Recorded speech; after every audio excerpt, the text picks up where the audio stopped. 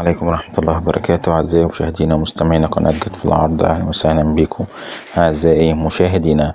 إن شاء الله الفيديو دوت هتكلم عن جميع مباريات النادي الأهلي في الدوري الممتاز خلال شهر يناير وفبراير ومارس من عام 2019.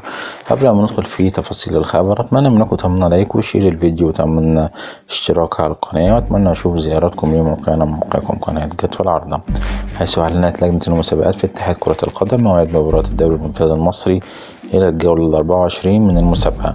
وتم تحديد مباريات النادي الأهلي في الجولات 21 22 23 و24 من الدوري. كذلك تم تحديد مباريات الأهلي المؤجلة من المؤجلات الجولة 11 والجولة 13 للدوري، وأيضا وضع مواعيد مباراة القمة للدور الأول أمام الزمالك. هنتعرف مع بعض على أول مباراة للنادي الأهلي، هي مباراة النادي الأهلي مع سموحة، ودي هتبقى يوم 8 يناير.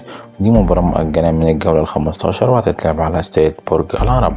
المباراة التانية هتبقى مباراة مصر المقاصة والأهلي، هتبقى يوم 24 يناير، ودي مباراة مؤجلة من الجولة 11 وهتتلعب على ملعب برج العرب.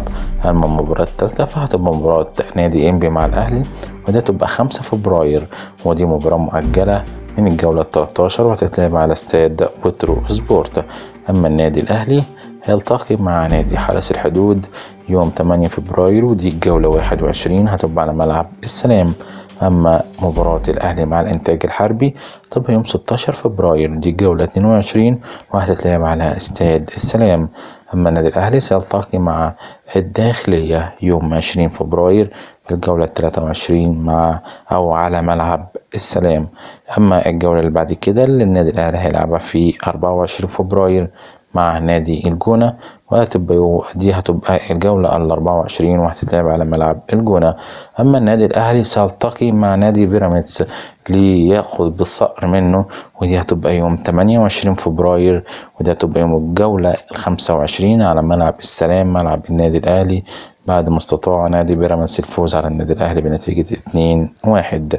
أما النادي الأهلي يلتقي مع نادي بتروجيت يوم 3 مارس، وديت في مقدمة الجولة 26، مباراة تتلعب على استاد السلام.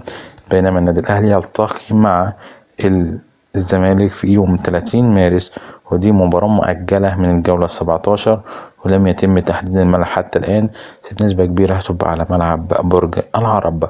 زي ما عرضت أمامكم كده وزي ما ظهر قصادكم جميع مباريات النادي الأهلي خلال الجولات أو في شهر يناير وفبراير ومارس عام 2019. أتمنى منكم تعملوا لايك وشير الفيديو وتعملوا اشتراك على القناة، والسلام عليكم ورحمة الله وبركاته.